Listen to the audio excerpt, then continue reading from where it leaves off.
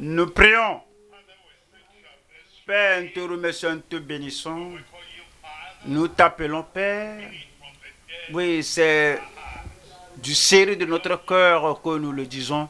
Nous t'aimons, nous te disons merci, nous te glorifions, nous t'honorons pour ce que tu as fait, de ce que tu continues de faire, de ce que tu feras dans chaque vie, dans la vie de tes enfants et par nos vies, en touchant les autres aussi à te connaître comme Seigneur et Sauveur.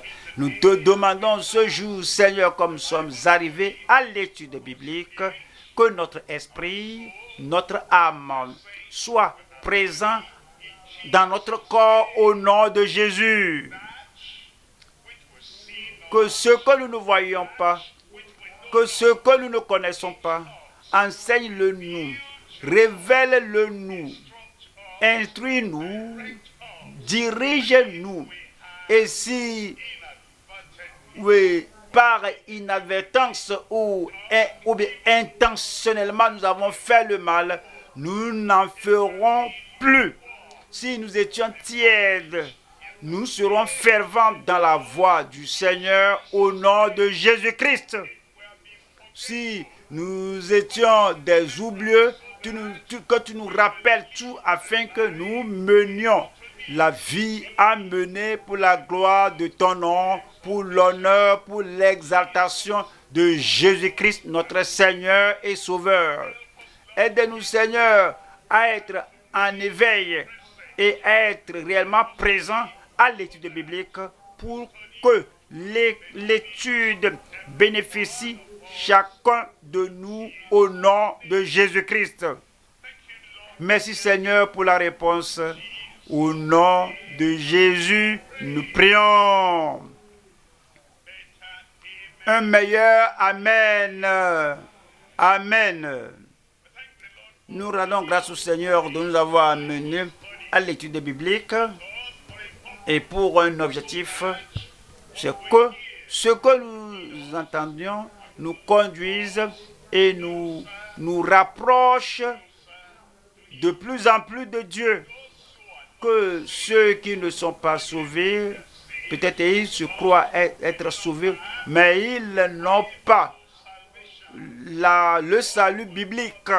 Que le Seigneur les rapproche par sa grâce, par sa miséricorde, par son amour, et qu'il ait le salut précis, pratique, au nom de Jésus. Ceux qui sont sauvés et qu'ils le savent, ceux qui sont sauvés et ils mènent la vie là.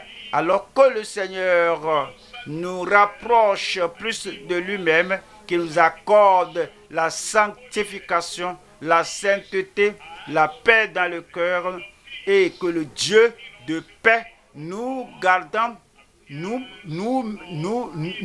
éloignant de toute espèce de mal, et que nous n'ayons aucune colère, nous n'ayons aucune animosité, qu'il n'y ait pas aucune anxiété, qu'il n'y ait rien qui soit de la chair, et ceux qui sont sauvés, sanctifiés, que Dieu nous accorde la percée au baptême dans le Saint-Esprit, l'immersion dans le Saint-Esprit, et comme il nous appelle pour le service, vous recevrez la puissance, le Saint-Esprit survenant sur vous, et vous serez mes témoins à Jérusalem, dans la Judée, dans la Samarie et jusqu'aux extrémités de la terre. Que Dieu nous immerge, nous enveloppe, nous revête de puissance, nous donne la force dans le Saint-Esprit afin que nous le servions efficacement et que notre service soit agréable au Seigneur au nom de Jésus-Christ. C'est l'objectif pour lequel nous sommes arrivés à l'étude biblique. Nous apprenons des autres ce que Dieu a fait par eux pour que nous aussi, nous croyons de ce temps que nous nous levions et que nous menions la vie et que nous vivions, nous travaillions, nous œuvrions de la même manière, tel que ces gens ont servi le Seigneur sans réserve. En servant le Seigneur sans regret. En servant le Seigneur dans toute la justice. Aujourd'hui, nous venons à Exode, chapitre 2. Nous voyons le verset 1, verset 25. C'est tout le chapitre. Et le titre ce jour est la préservation du libérateur d'Israël sous l'édit meurtrier d'Égypte. La préservation du dirigeant d'Israël pour préserver la nation, pour préserver Israël, le dirigeant, le libérateur, l'émancipateur lui-même doit être préservé. Il était né en un pareil moment où Pharaon a promulgué un édit que les garçons soient jetés dans le fleuve, qu'ils soient tués et que les filles soient préservées. Et le Seigneur a dû, oui, par providence, veiller et préserver Moïse et le libérateur de Moïse sous ce édit terrible, meurtrier, satanique, démoniaque. L'étude est divisée en 3 parties. Première partie, premier point, nous allons voir la naissance du prophète en des temps périlleux. 2, c'est le revers de sa poursuite de tâches prématurées. Il connaissait sa tâche, son appel, mais il a précédé Dieu. Et cette poursuite prématurée lui a causé le temps de 40 ans au désert. Vous pourrez connaître la volonté de Dieu, vous pourrez connaître la pensée de Dieu, mais vous devez avoir, vous devez faire cette expérience devant le Seigneur, que vous devez rester patient, vous n'êtes pas anxieux, vous devez dire à votre âme, mon âme impatient, anxieux, calme-toi, mon cœur impatient, calme-toi, mon cœur impatient, anxieux, triste, sois, calme-toi, même s'il retarde, même si le son de la trompette retarde, ne sois pas anxieux, ne sois pas impatient, ne cours pas pour devancer Dieu. Le revers de sa poursuite de tâches prématurées, numéro 3, c'est la bénédiction pour le persécuter sous les épreuves persistantes. Premier point, la naissance du prophète en des temps périlleux. Nous voyons Exode chapitre 2, je lis le verset 1. Un homme de la maison de Lévi avait pris pour femme une fille de Lévi. Avait pris pour femme une fille de Lévi, un homme de la maison de Lévi. Cela ne dit pas que l'homme là, que son père Lévi a pris une fille. Non. Lévi est une tribu qui a des milliers de personnes.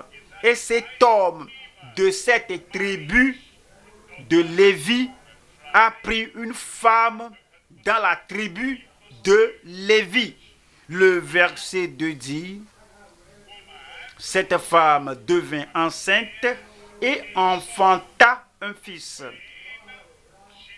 Elle vit qu'il était beau et elle le cacha pendant 3 mois. Lisez le reste après. Voici le libérateur qui était né en un pareil moment. Et finalement, il est devenu un prophète, un prédicateur, le législateur, celui qui a donné la loi, le législateur, celui qui a donné la loi de Dieu, celui qui a amené le message de Dieu aux enfants d'Israël, à la nation d'Israël. Deutéronome 34, verset 10, nous parle du genre de ministre, du genre de prophète. Cela nous parle du dirigeant que le Seigneur a suscité, qui est appelé Moïse. Il n'a plus paru en Israël de prophète semblable à Moïse, que l'Éternel connaissait face à face. Le verset 11 dit: nul ne peut lui être comparé pour tous les signes et les miracles que Dieu l'envoya faire au pays d'Égypte contre Pharaon, contre ses serviteurs et contre tout son pays. Le verset 12 dit: et pour tous les prodiges de terreur que Moïse accomplit à main forte sous les yeux de tout Israël. C'est le genre d'homme qui était né, c'est le type d'homme que Dieu lui-même a suscité, c'est le genre d'homme qui était devenu prophète, qui a délivré les enfants d'Israël de l'Égypte. Nous allons voir trois sections ici. Numéro 1, la foi des parents en des temps périlleux. Deuxième point, c'est la formation particulière dans un environnement corrompu.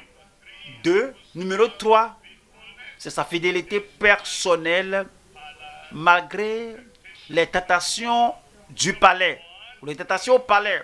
Première partie, la foi des parents en des temps périlleux. Les temps périlleux étaient dans le passé et les temps périlleux sont encore là aujourd'hui. Au fait, comme on s'approche de l'avènement du Seigneur, on verra les temps périlleux ou les temps pénibles, les temps dangereux, les temps terribles. Cependant, c'est en ce temps-là que nous devons avoir la foi en Dieu et comprendre que quelle que soit la période dans laquelle nous vivons, quel que soit l'âge où nous vivons, Dieu est toujours au contrôle de tout. Exode 2, le verset 1. Exode 2, verset 1. Un homme de la maison de Lévi avait pris pour femme une fille de Lévi. Voilà le verset 2. Cette femme devint enceinte et enfanta un fils. Elle vit qu'il était beau et elle le cacha pendant 3 mois. Verset 3 dit: ne pouvant plus le cacher, elle prit une caisse de jonc qu'elle enduisit de bitume et de pois. Elle y mit l'enfant et le déposa parmi les roseaux sur le bord du fleuve. Pourquoi a-t-elle agi de cette manière? Elle l'a fait à cause de sa foi en Dieu. Pendant qu'elle ne pouvait plus protéger l'enfant, lorsque le père et la mère, lorsque le mari et sa femme ne pouvaient plus protéger l'enfant, alors ils l'ont déposé dans la main de Dieu. C'est leur foi en Dieu.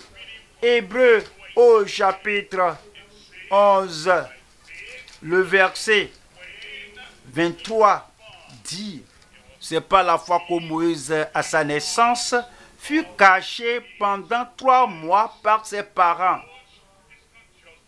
Ce n'était pas seulement la mère, mais les parents, le père et la mère avaient foi en Dieu pour la préservation de Moïse parce qu'ils virent que l'enfant était beau et qu'ils ne craignirent pas l'ordre du roi.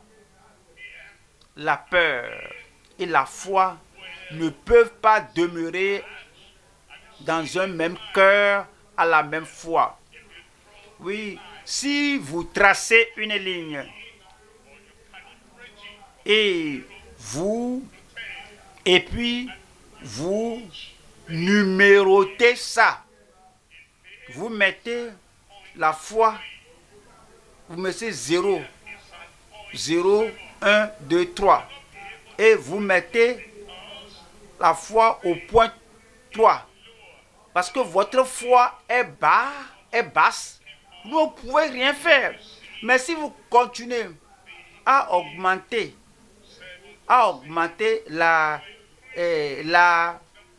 vous augmentez la peur à 7 et vous augmentez la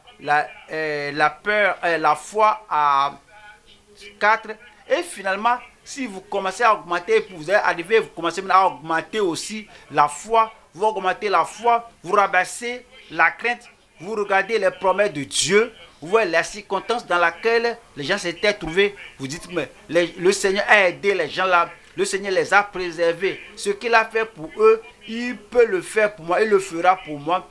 Alors, ce n'est pas un secret, ce que Dieu peut faire. Ce qu'il a fait pour les autres, il peut le faire pour vous.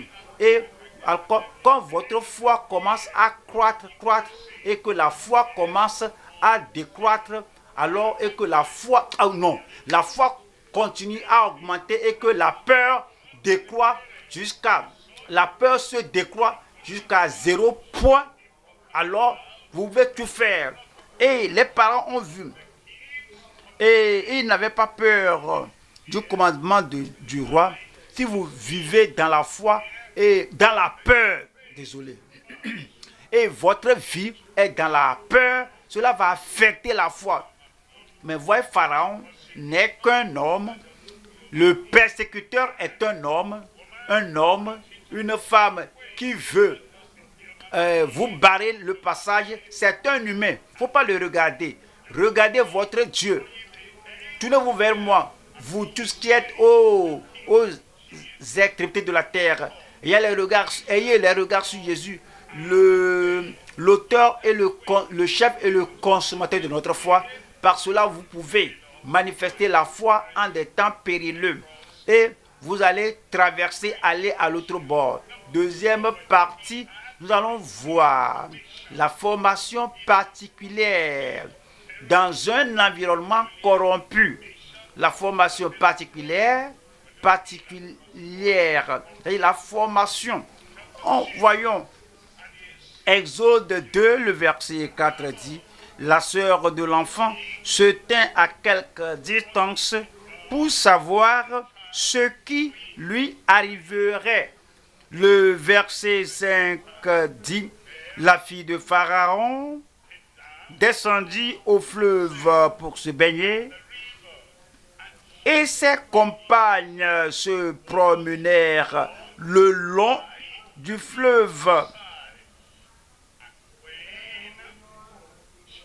Elle aperçut la caisse au milieu des roseaux et elle envoya sa servante pour la prendre.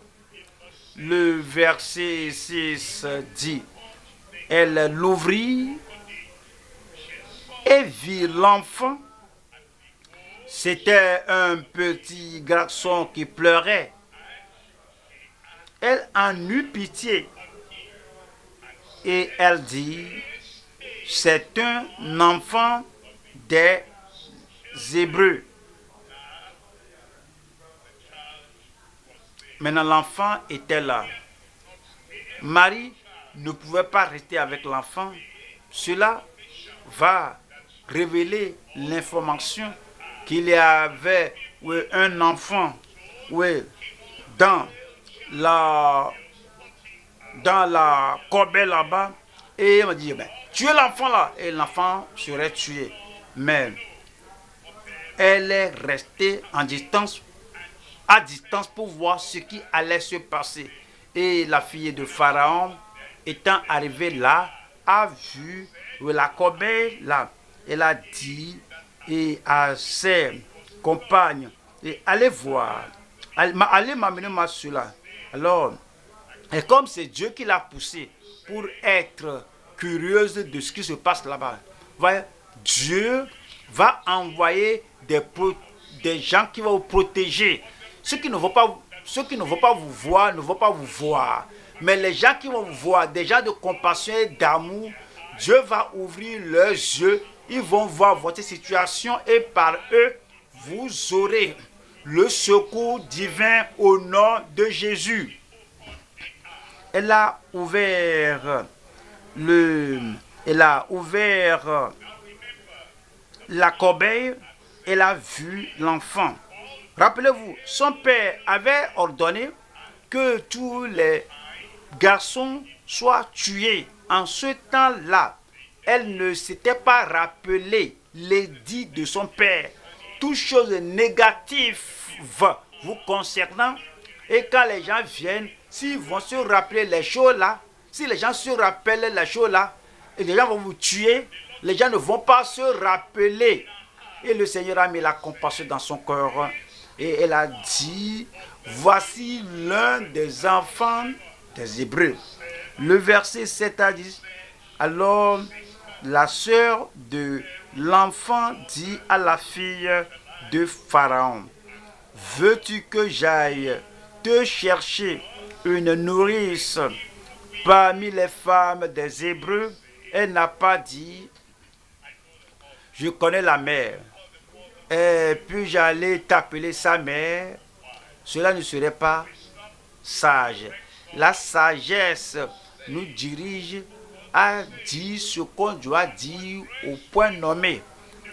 Alors comme on s'adresse aux gens, tel qu'on doit s'adresser aux gens, rappelez-vous, voici une nouvelle situation qui ne s'était jamais produite et Dieu a mis la parole dans sa bouche. Veux-tu que j'aille te chercher une nourrice parmi les femmes des Hébreux pour allaiter cet enfant? Cet enfant pour toi, pas pour les Hébreux, mais pour toi. Le verset 8 dit, va, lui répondit la femme, la fille de Pharaon. Va, lui répondit la fille de Pharaon, et la jeune fille alla chercher la mère de l'enfant. Le verset 9 dit, la fille de Pharaon lui dit, emporte cet enfant et allaite-le moi. Je te donnerai ton salaire. Elle a été payée contredisant l'édit de son père. Je te donnerai ton salaire. Alors, pour avoir pris soin de l'enfant, la femme prit l'enfant et l'allaita. Le verset 10 dit, quand il eut grandi, elle l'amena à la fille de Pharaon. Et il fut pour elle comme un fils.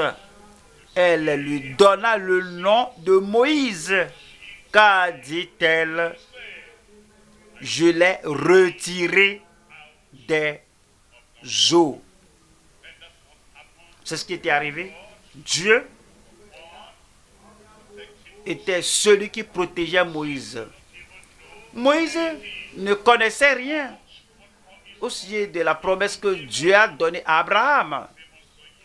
Mais il était si jeune, il ne connaissait rien, l'intention, les desseins, les projets de Dieu. Cependant, Dieu qui savait l'a protégé, l'a dirigé, l'a formé. et l'a instruit et il suivait les instructions de sa mère. Évidemment, sa mère l'a instruit. Voici là où nous sommes. Mon fils, et tu es réellement mon fils, hein? Voici ta soeur Marie. Voici ton frère Aaron. Ici, nous étions dans une situation particulière et sa mère lui a raconté l'histoire parce que c'était elle qui la nourrissait, qui l'allaitait, qui l'instruisait, qui l'éduquait dans ses premiers temps de sa vie. Et Moïse savait que je ne suis pas un Égyptien, je suis un Israélite. Et la vision, et la mission, et la passion commençaient à croître en lui, que Dieu l'appelait d'être le libérateur dans le pays. Et Dieu lui a donné toute la formation dont il avait besoin. Acte chapitre 7, le verset 21. Et quand il lui était exposé, la fille de Pharaon le recueillit et l'éleva comme son fils. Le verset 22. Moïse fut instruit dans toute la sagesse des Égyptiens. Lorsque la mère, lorsque les parents ont retourné Moïse à la fille de Pharaon, Moïse avait la meilleure éducation en Égypte et Égypte était la nation numéro 1, la première nation dans le monde entier en architecte, en ingénierie, en médecine, en toutes choses. C'est-à-dire que Moïse fut instruit dans toute la sagesse des Égyptiens et il était puissant en parole et en œuvre. Il savait comment parler et on lui a aussi enseigné l'art martial, c'est-à-dire une formation militaire, parce que c'est Dieu qui le préparait à être un grand dirigeant en Égypte. Le verset 23. Il avait 40 ans lorsqu'il lui vint dans le cœur de visiter ses frères, les fils d'Israël. Dieu l'a suscité pour lui-même. Ésaïe 43. Ésaïe 43, le verset 21. Le peuple que je me suis formé, Dieu suscitait Moïse pour lui-même et pour l'œuvre qu'il a pour lui à faire. Le peuple que je me suis formé publiera mes louanges. Numéro 3 ici, numéro 3, c'est la fidélité personnelle malgré les tentations du palais. Moïse était au palais et il était élevé, instruit pour être le fils de la fille de Pharaon. Et Pharaon n'avait pas de fils. Il n'avait pas de fils et sa fille, étant une fille, ne pouvait pas être un empereur sur l'Égypte. Ayant Moïse comme un fils, cela ouvre la porte, la chance pour que Moïse soit le pharaon, l'empereur, le roi en Égypte.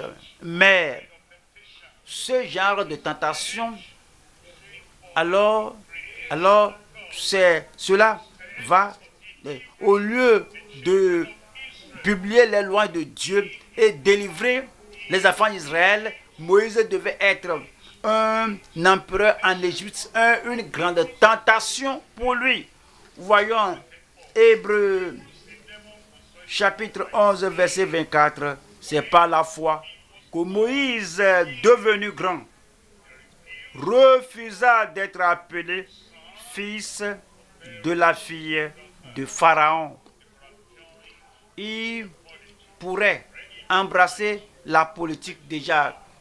Il se battait.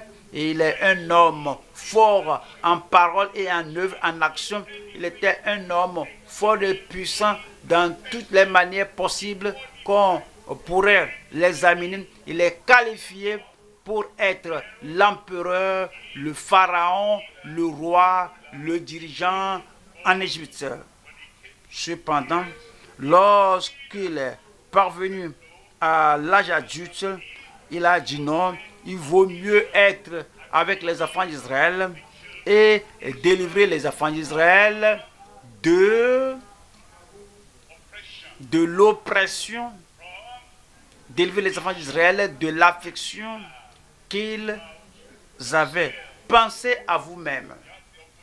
Vous avez l'opportunité, c'est pourquoi Dieu vous a amené ici pour vous enseigner sa parole, pour vous instruire dans sa manière, afin que vous soyez puissants en parole, puissants en prière, puissants en prédication, puissants en œuvre.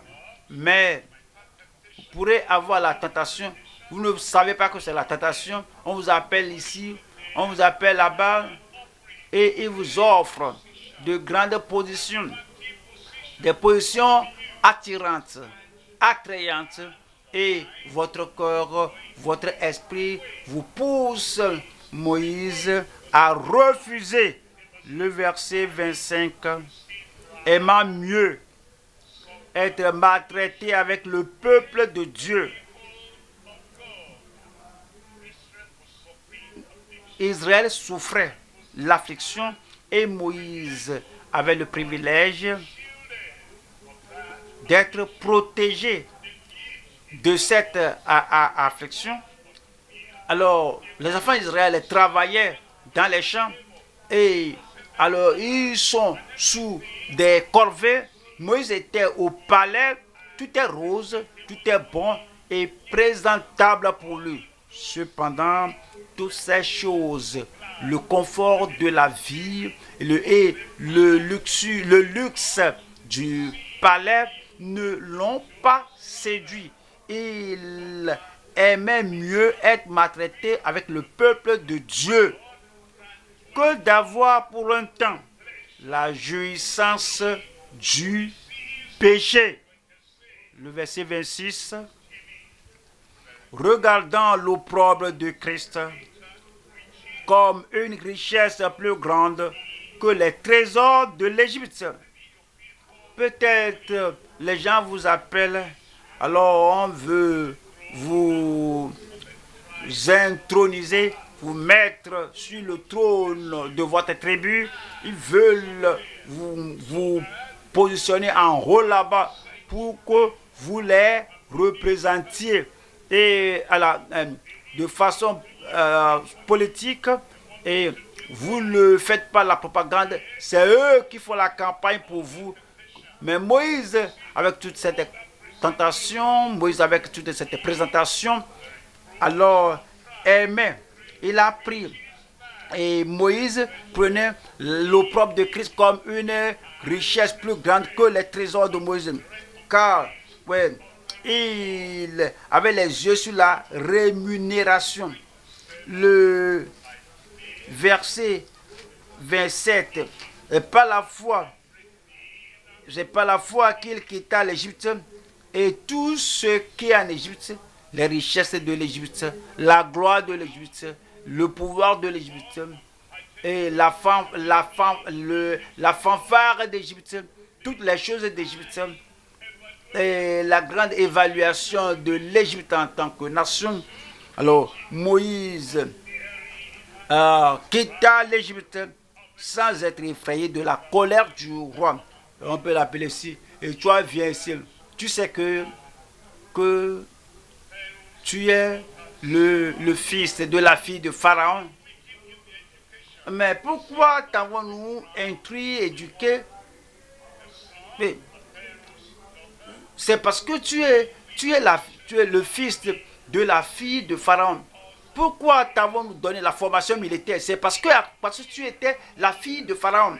Mais Moïse n'avait pas peur de leur tourment, n'avait pas peur du fait que les gens l'appelaient ingrat, que toi tu n'es pas reconnaissant. Pendant que les autres souffraient sous le soleil brûlant, tu étais ici dans la fraîcheur du calme du palais. Il ne craignait pas ce qu'il disait. Et lui, il restait ferme. Il se montra ferme comme voyant celui qui est invisible. Est-ce que votre conviction s'égale à ceci? Alors, est-ce que vous aimez? Est-ce que vous allez au confort, aux vêtements, aux habillements, à tout ce qui est de la chair? Vous dites comment? Si je me laisse aux enfants d'Israël, les enfants d'Israël n'ont pas d'argent, les enfants d'Israël n'ont pas de bon hébergement dont je jouis ici, et ils n'ont pas le prestige, ils n'ont pas la promotion, ils n'ont pas l'honneur que j'ai déjà ici. Oui, je vais seulement venir à l'église. J'aime l'église, mais j'apprécie aussi les privilèges que j'ai dans le monde. Non, Moïse a fait un choix. Il a fait tout cela par la foi. Il a fait comme voyant celui qui est invisible.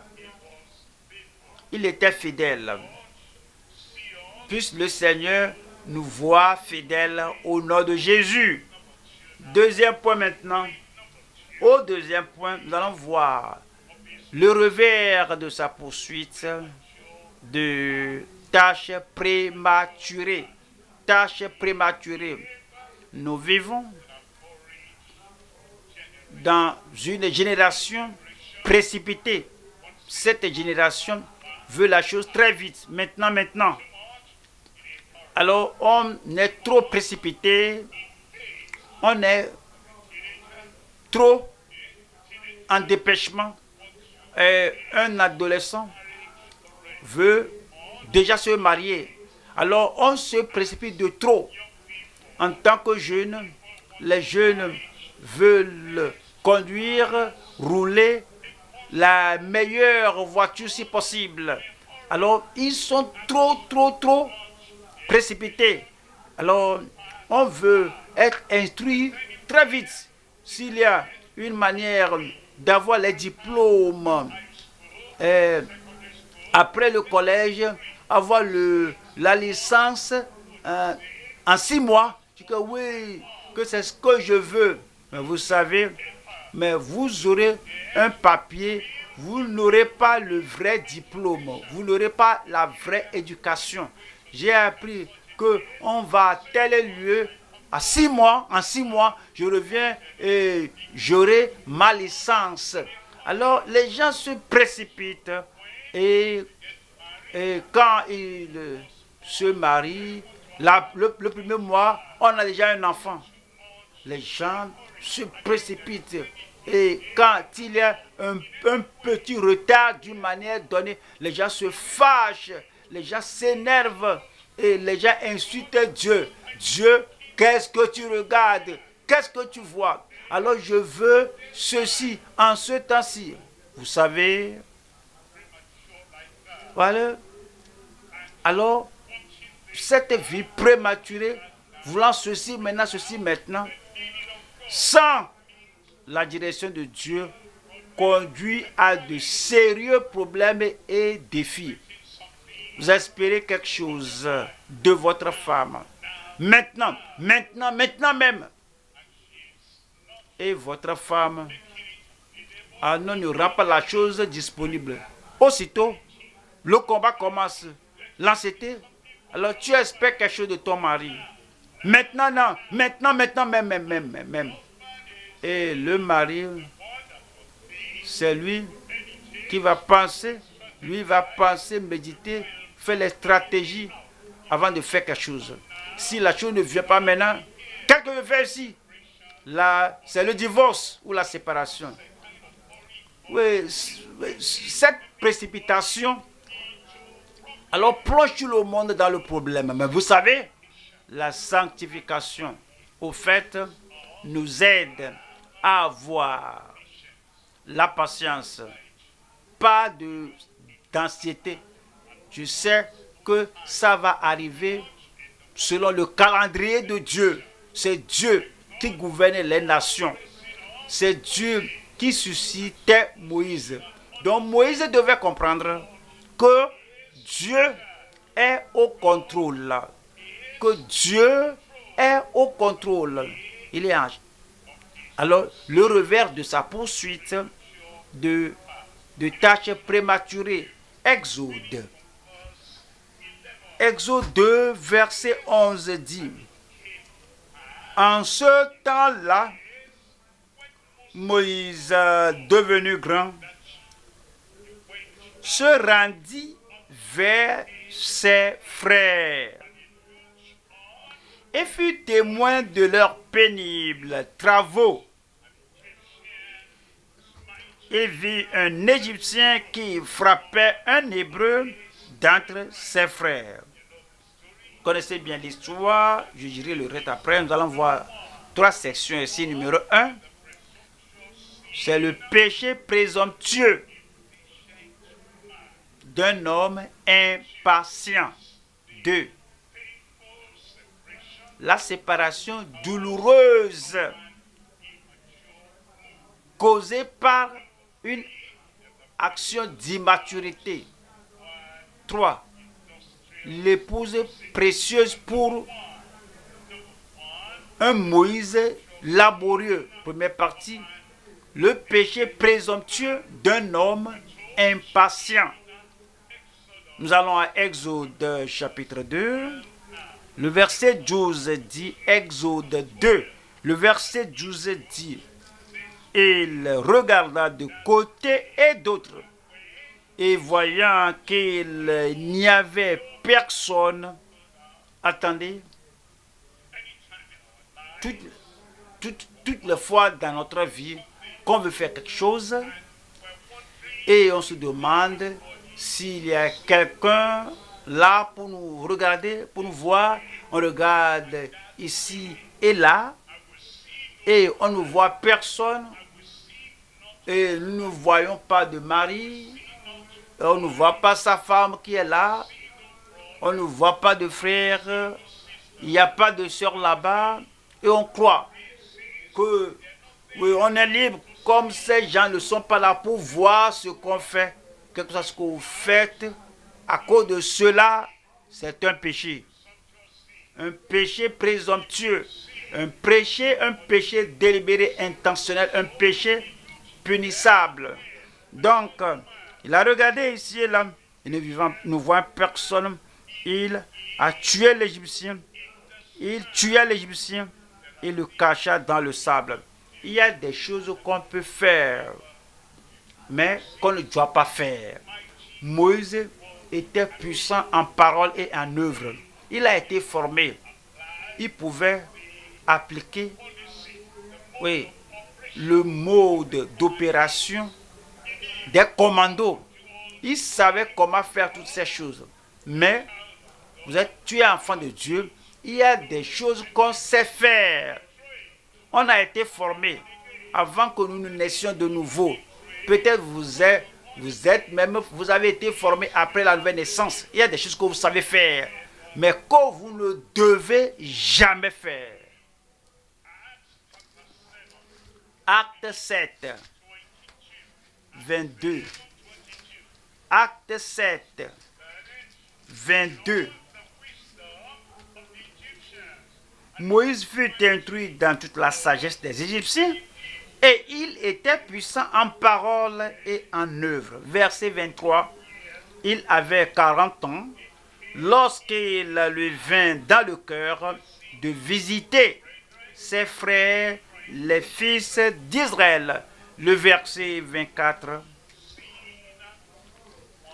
Il en vit un qu'on outrageait, et prenant sa défense, il vengea celui qui était maltraité et frappa l'Égyptien. Le verset 25. 25 voit ceci. Il pensait que ses frères comprendraient que Dieu leur accordait la délivrance par sa main. Mais il ne comprit pas. Il pensait, il savait dans son cœur que je dois être le dirigeant, je dois être le libérateur. Et les gens que je vais délivrer sont opprimés. Je vois cela. Ceci-là, c'est l'oppression. Parce qu'il pensait que les gens allaient comprendre que c'est lui qui les délivrerait. Alors il a fait une action, il a affiché un acte prématuré et avec présomption, il a fait ce qu'il a fait parce qu'il pensait que ses frères pourraient le comprendre. La supposition nous conduit à pécher. Vous voyez quelqu'un, la personne fait quelque chose, la personne a son motif. Vous aussi, vous avez votre observation, votre supposition que voici la raison pour laquelle la personne fait cela. Cela pour faire agir de façon présomptueuse. La supposition vous conduit à la présomption. La supposition vous conduit au péché. Vous pensez, vous supposez que regardez la femme là. Regardez ce que la femme l'a fait. Et la femme là a sa raison. Que vous ne savez pas, que vous ne connaissez pas, vous ne savez pas. Mais vous supposez, vous pensez que la dame là veut me faire du mal. Elle veut nuire à ma vie. Elle veut me détruire. D'accord. Votre supposition que c'est la raison pour laquelle elle fait cela, alors va vous pousser à agir de façon présomptueuse, de façon erronée. Vous allez commettre le péché. Regardez l'homme là. Mon mari, il fait ceci, il fait cela. Mais pourquoi ne pas lui demander? Chérie, mon mari, ma femme, pourquoi tu as dit ça? Ma femme, pourquoi tu as parlé de ça? Mon mari, pourquoi tu as porté ceci? Pourquoi tu as affiché ces taxes? Mais la plupart des femmes, elles ne vont pas demander. Elles vont seulement penser, supposer. Votre supposition va vous conduire à une mauvaise action. Le prédicateur qui a prêché, et je n'ai jamais entendu cela. Ce que je sais, c'est que ceci et cela. Pourquoi? Quand est-ce que tu es venu? Tu es venu pour que le Seigneur vous illumine, pour qu'il t'illumine, qu'il te donne la compréhension. Alors ce que je ne sais pas, enseigne-le-moi. C'est pourquoi vous êtes arrivé. Maintenant, il vous enseigne quelque chose, alors vous n'y avez pas pensé, vous ne savez pas. Alors il a son objectif pour vous enseigner toute la parole de Dieu. Alors, sans rien ôter, sans rien ajouter, alors vous pensez, vous supposez qu'il a dit cela pour m'avoir. Il a dit cela pour me frapper. Il a dit cela pour me piétiner. Votre supposition vous poussera à pécher. Ne supposez rien. C'était le problème de Moïse. Alors, il pensait, il supposait, il pensait que ses frères comprendraient que Dieu leur accordait la délivrance par sa main. Mais il ne comprit pas. Ça, c'est ce qui a amené le péché de présomption. Puisse Dieu nous en délivrer au nom de Jésus. Deuxième partie ici, c'est la séparation douloureuse causée par une action immature. C'est le temps d'agir. J'ai eu votre oppression. Maintenant, je suis âgé. Maintenant, oui, je suis âgé de 40 ans. Qu'est-ce que je vais faire Oui, il faut commencer cela maintenant. Avez-vous prié? Avez-vous demandé au Seigneur?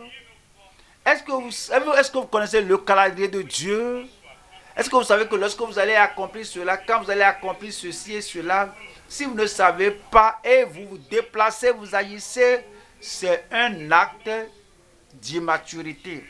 Exode 2, verset 13. Il sortit le jour suivant, et voici deux Hébreux se querellaient. Il dit à celui qui avait tort, ah, pourquoi frappes-tu ton prochain? Le verset 14 dit, et cet homme répondit, l'autre homme, l'Égyptien là, qui t'a établi chef, non, l'Israélite, les deux qui se battent, un, qui t'a établi chef et juge sur nous. Nous savons que toi, tu es le fils de la fille de Pharaon. Est-ce que Pharaon t'a dit de venir s'imposer sur nous? Est-ce que ta mère, la fille de Pharaon, t'a-t-il dit de t'imposer sur nous? Qui t'a nommé chef et juge? Qui t'a établi chef et juge sur nous? Penses-tu me tuer comme tu as tué l'Égyptien? Nous savons ce que tu fais, non? Nous savons que tu es devenu un homme hors sans loi. Et Moïse eut peur et dit, certainement la chose est connue. Le verset 15 dit, Pharaon apprit ce qui s'était passé et il cherchait à faire mourir Moïse. Vous devez comprendre, Pharaon savait, il savait que ce garçon que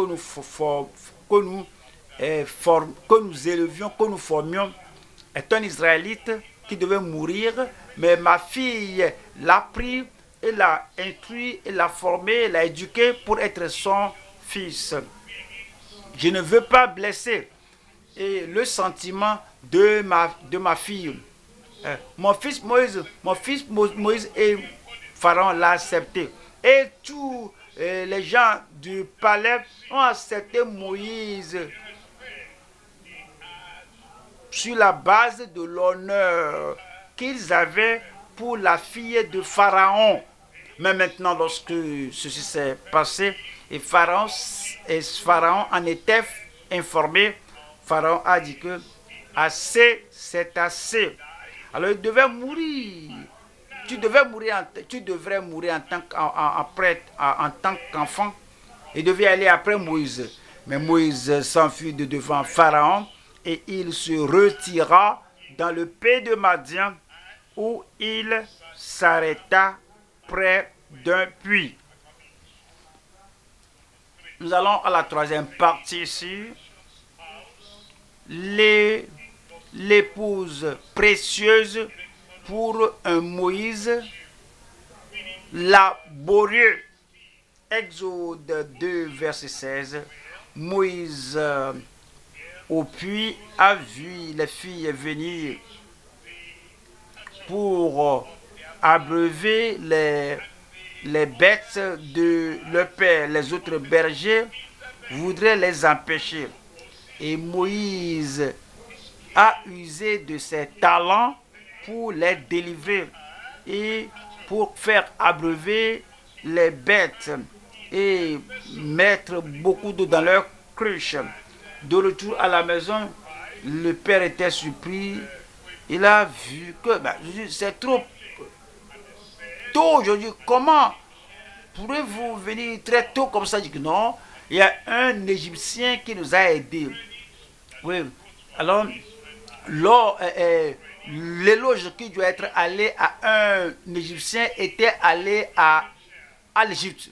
Pourquoi l'avait-il appelé un Égyptien? Parce que tout l'habillement que Moïse avait sur lui, tout ce qu'il a appris dans le palais de Pharaon était l'habillement d'Égypte. un enfant de Dieu, vous devez connaître, savoir qu'il y a un habillement mondain. Il y a un habillement des Égyptiens. Et quand les gens vous voient, alors dans l'habillement des Égyptiens, dans l'habillement du monde, peut-être vous ne savez pas, les gens, même les gens du monde, ils savent, ils connaissent les gens, ils connaissent les gens du monde, comment ils s'habillent. Et parfois, si vous n'avez pas, je m'adresse aux sœurs maintenant, si vous êtes une sœur et vous allez à une boutique et vous achetez les choses, regardez, les choses dans la boutique là, c'est fait pour les gens du monde, les habillements mondains. Quand les gens voient cela sur vous, vous pourrez faire une bonne œuvre, vous êtes sauvé. Mais on va dire qu'une Égyptienne nous a aidés, mais vous n'êtes pas égyptien. Mais cela donne une mauvaise impression.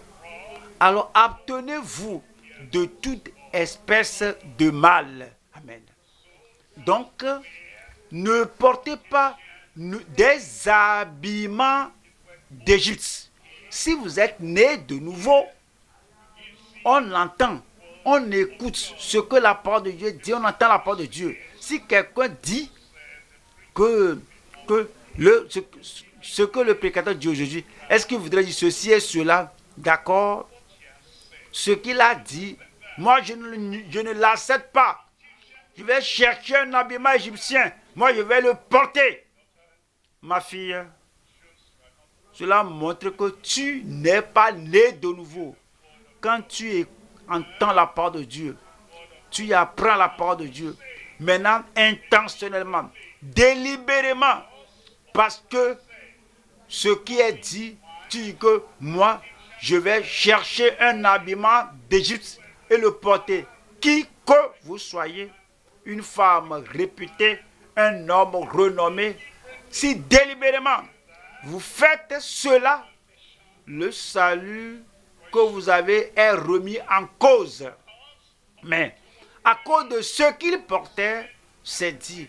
Elles ont dit que un Égyptien nous a aidés. Donc le père a dit, pourquoi vous l'avez laissé dehors? Amenez-le, faites-le rentrer, afin qu'au moins, il puisse manger du pain. Et lorsque Moïse était allé là-bas, alors c'est reconnu qu'il fut un fugitif, un fuyard. Il est resté avec eux. Après tout, le sacrificateur de Madian avait 7 filles. Donc, il lui a donné sa fille et il s'est marié avec sa fille. Alors, il ne savait pas ce qui va se passer. Il ne connaissait pas l'année qui va passer là-bas. Il a déjà 40 ans et d'autres 40 ans ont suivi. Il était resté là-bas. Alors, il s'était marié avec la fille là-bas. Nous allons à Genèse. En Genèse, chapitre 2, le verset 18. La Bible dit, l'Éternel Dieu dit, il n'est pas bon que l'homme soit seul. C'est Adam qui a l'intelligence, qui a la connaissance, qui a le pouvoir, qui a la force, pas de maladie, pas d'infirmité, un homme totalement bien portant. Cependant, Dieu a dit, il n'est pas bon que l'homme soit seul. Je lui ferai une aide semblable à lui. Moïse a besoin d'une compagne, une véritable compagne, une femme, une véritable femme, une épouse, une vraie épouse, une partenaire, une véritable partenaire. Donc, dans sa circonstance, il s'était marié là. Alors, troisième point maintenant, les bénédictions pour le persécuter sous une épreuve persistante. Exode 2, verset 23. Longtemps après le roi d'Égypte mourut,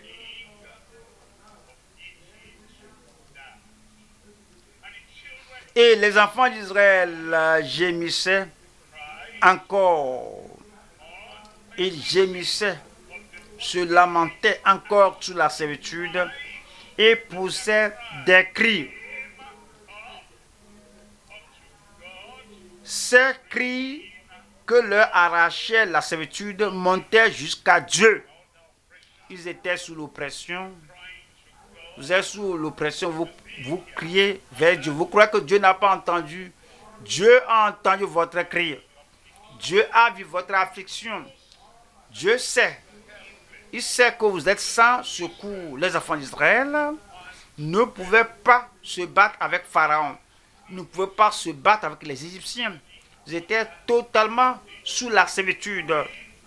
Lorsque vous ne pouvez pas vous battre avec quelqu'un, lorsque vous ne pouvez pas vous défendre, lorsque cela paraît que la servitude va vous écraser et la servitude va vous engloutir et vous ne pourrez avoir personne qui puisse vous soutenir, le ciel va vous soutenir.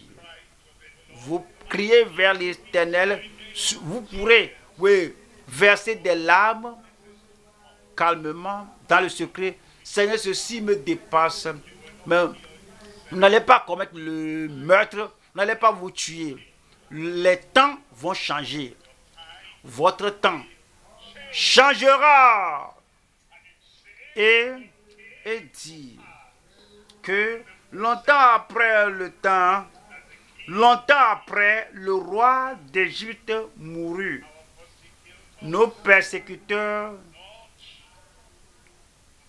ne sont pas omniprésents, ni omnipotents, ni omniscients. Ils ne vivent pas pour toujours. Leur fin viendra. Nous ne devons même pas prier pour cela. On ne doit même pas dire tombe raidement, il faut mourir. Non. Il est réservé à l'homme, même un persécuteur. Il est réservé à l'homme, même un blasphémateur. Il est réservé à l'homme, même une personne méchante et terrible. Il est réservé à l'homme, même un oppresseur. Il est réservé à l'homme de mourir une seule fois, après quoi vient le jugement. Ne priez pas pour leur mort, laissez cela entre les mains de Dieu, mais criez vers le Seigneur de vous délivrer et Dieu vous délivrera. Le verset 24. Dieu entendit le gémissement et se souvint de son alliance avec Abraham, Isaac et Jacob. Dieu a entendu vos gémissements. Il va vous sauver certainement. Il vous délivrera. Dieu vous affranchira. Alors, il s'est souvenu de son alliance avec Jésus. La meilleure alliance, vous êtes enfant de Dieu. Aucun de vos cheveux ne sera ôté sans la connaissance de Dieu. Dieu garde les moineaux, il vous gardera au nom de Jésus. Verset 25. Dieu regarda les enfants d'Israël et il en eut compassion. Dieu avait pitié d'eux. Nous allons voir 3 sections ici.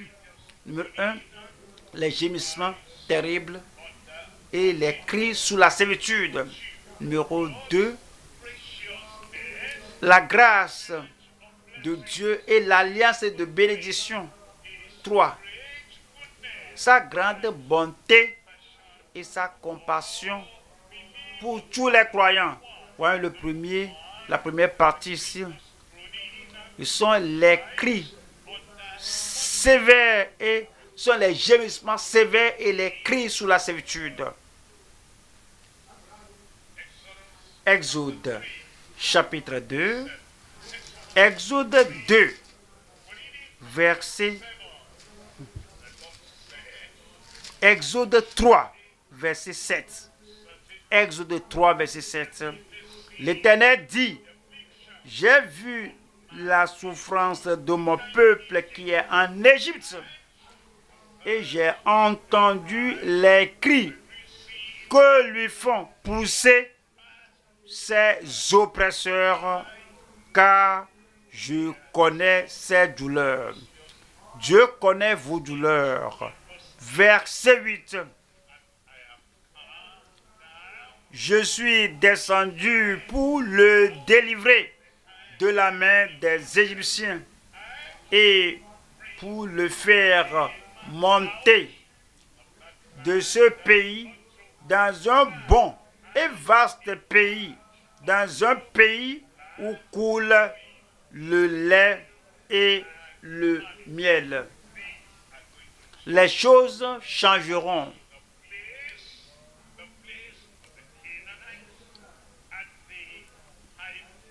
Dans les lieux qu'habitent les Cananéens, les Héthiens, les Amoréens, les Phérésiens, les Éviens et les Jébusiens. Verset 9. Verset 9. Voici les cris d'Israël sont venus jusqu'à moi et j'ai vu l'oppression que leur font souffrir les Égyptiens.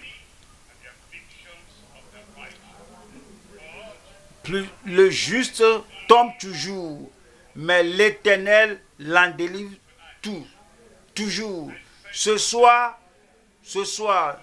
toutes les afflictions au bureau, les afflictions à là où vous travaillez, les afflictions du village, les afflictions, votre joug, ce soir est brisé au nom de Jésus. Numéro 2 ici, c'est la grâce de Dieu et l'alliance de bénédiction. Nous allons à Exode chapitre 2, verset 24. Exode 2, 24. Dieu entendit leur gémissement et se souvint de son alliance avec Abraham, Isaac et Jacob. Nous allons au psaume 105, verset 8. Il se rappelle à toujours son alliance. Amen. Il s'est rappelé en ce temps-là. Il se rappelle aujourd'hui. Essuyez vos larmes. Dieu se rappelle à toujours son alliance avec Christ en votre faveur. Il se rappelle à toujours son alliance, ses promesses pour 1000 générations. Regardez cela. Cette génération s'est rappelée. L'autre génération s'est rappelée. Même jusqu'à 1000 générations. Alors, nous ne sommes pas encore à 1000 générations. Une génération, c'est plus de 40 ans. Alors, on parle de 1000 générations, 40 ans, 1000 fois, aussi longtemps qu'on est ici. Chaque fois, Dieu va se rappeler son alliance envers vous au nom de Jésus. Troisième partie ici, c'est sa grande bonté et sa compassion pour tous les croyants. Pour tous les croyants. Pour moi. Pour vous. Pour tout le monde au nom de Jésus. Nous pouvons venir à Dieu pour le secours, pour la miséricorde, pour sa bonté, pour sa compassion. Dieu ne distingue pas. Dieu sait ce qu'on traverse. Il connaît le problème qui amène les larmes dans nos yeux, dans notre âme, dans notre cœur. Dieu va nous délivrer au nom de Jésus. Hébreux, chapitre 4. Hébreux 4. Le Hébreux 4, Verset 15. Car nous n'avons pas un souverain sacrificateur qui ne puisse compatir à nos faiblesses. Maintenant, autant maintenant le négatif. Car nous avons un souverain sacrificateur qui puisse compatir à nos faiblesses. Oh, oui. Il a été tenté comme nous en toutes choses sans commettre le péché. Verset 16.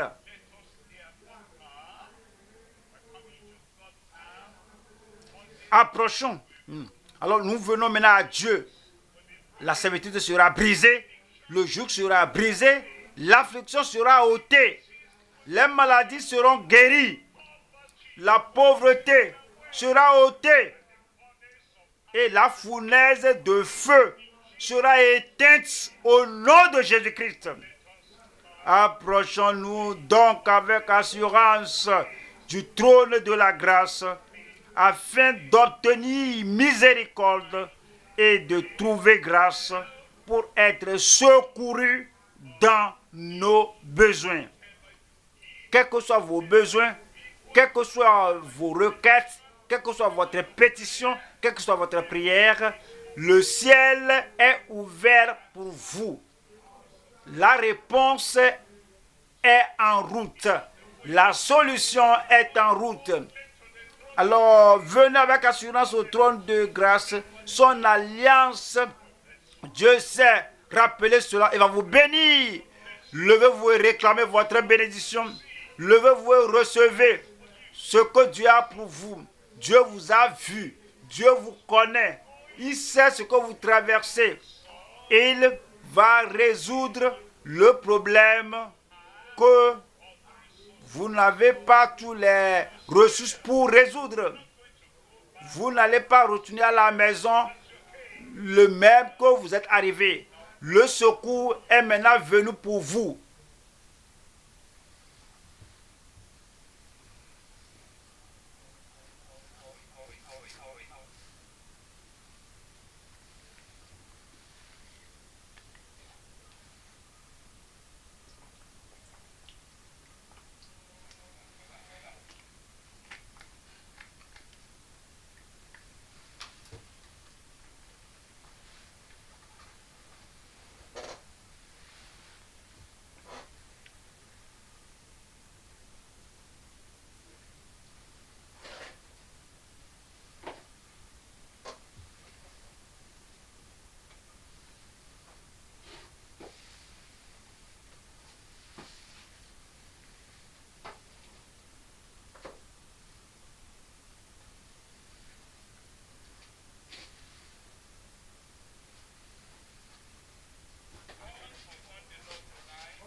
Invoquez le Seigneur ce soir parce que le Seigneur a vu toutes vos afflictions, tous vos problèmes.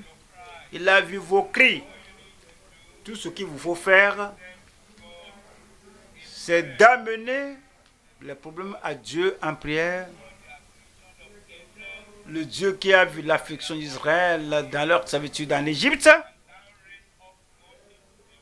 il a suscité Moïse pour les délivrer. Le Dieu là peut vous délivrer, vous la bouche et amener vos désirs et tout ce dont vous avez besoin à Dieu dans la prière.